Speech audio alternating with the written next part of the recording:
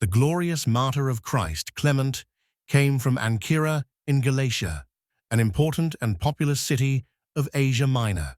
He was the son of an idolatrous father and a pious Christian mother named Euphrosyne, who loved him dearly. His mother raised him with much love and affection and transmitted to him the true faith in Christ from an early age. Shortly before she breathed her last, she prophesied to him that he would endure a long and harsh trial for the Lord. After her death, a holy and pious woman named Sophia adopted him and raised him with zeal. The young Clement, from a very early age, showed great love and compassion for the poor and the weak. He joyfully distributed the goods of the household to the poor and orphaned children of the area without expecting anything in return. He also taught them with great patience and love the fundamentals of Christian faith and life. From the age of 12, he fasted strictly and prayed like an ascetic monk with complete devotion to God. He was ordained at a young age as a deacon and then as a presbyter of the local church of Ancyra. He ascended to the episcopal throne of the city at the age of only 20 years due to his great virtue and holiness.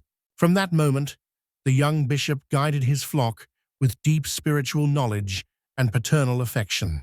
He cared with particular love and attention for the orphaned children of the city and baptized many into the Christian faith. The imperial vicar of Galatia soon learned of the great contribution and admirable work of the young hierarch. He arrested him immediately and, after a long and harsh interrogation, handed him over to be flogged without mercy or pity. The saint endured the harsh martyrdom without trembling at all and spoke with courage and boldness to his torturers. He told them that the more they flogged his flesh, the more they benefited his immortal soul. They broke his jaw with large stones, but he felt deep joy that he was deemed worthy to suffer for Christ. The judge could not in any way break the invincible courage of the martyr and decided to send him to Rome. There he was presented before the fearsome Emperor Diocletian, who was known everywhere for his inhuman cruelty. The ruler ordered that he be shown precious objects on one side and instruments of torture on the other. He wanted to intimidate him, but St. Clement remained completely unperturbed and responded to the tyrant with divine wisdom. The saint told Diocletian that the precious vessels made him think of the incomparably more glorious goods of paradise. The instruments of martyrdom made him fear the terrible eternal punishments for those who deny the Lord Christ. They then subjected him to the terrible torture of the wheel with indescribable cruelty and demonic hatred against him. His torn flesh, however, was miraculously healed by the invincible power and grace of God. This great and astonishing miracle brought a multitude of idolaters to the faith of Christ immediately at that moment. They all exclaimed, deeply moved, that great is the God of the Christians, and there is no other true God. These newly illuminated converts were immediately thrown into the dark prison, together with St. Clement, without any distinction. That same night, a radiant angel of the Lord appeared to them in the deep darkness of their prison.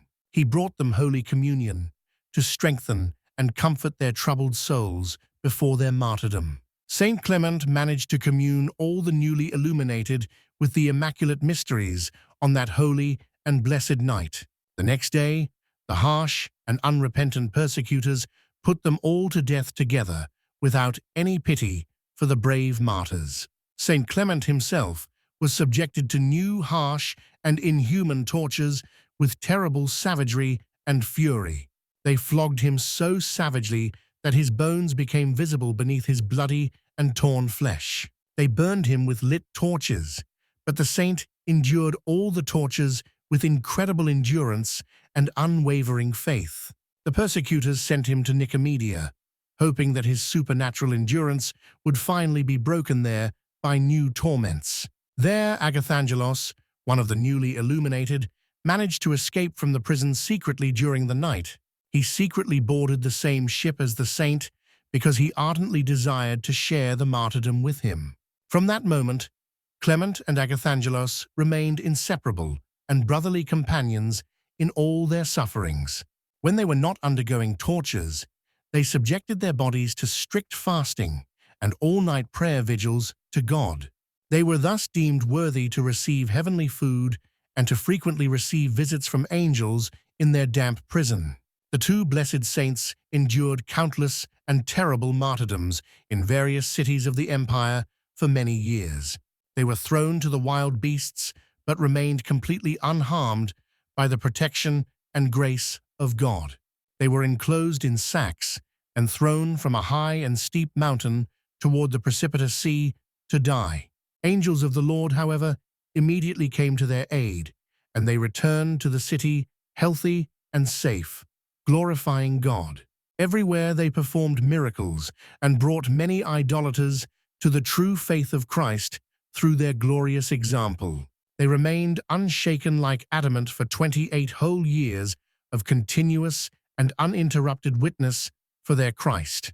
The children whom St. Clement had baptized wanted to follow them in martyrdom, but the harsh soldiers beheaded them. Finally, they beheaded the blessed Agathangelos and imprisoned Clement alone in a dark and damp prison.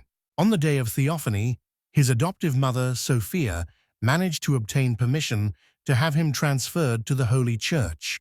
There he celebrated the Divine Liturgy and communed the faithful with the Immaculate Mysteries for the last time with tears. A few days later, idolatrous soldiers suddenly rushed into the church and beheaded him upon the holy altar.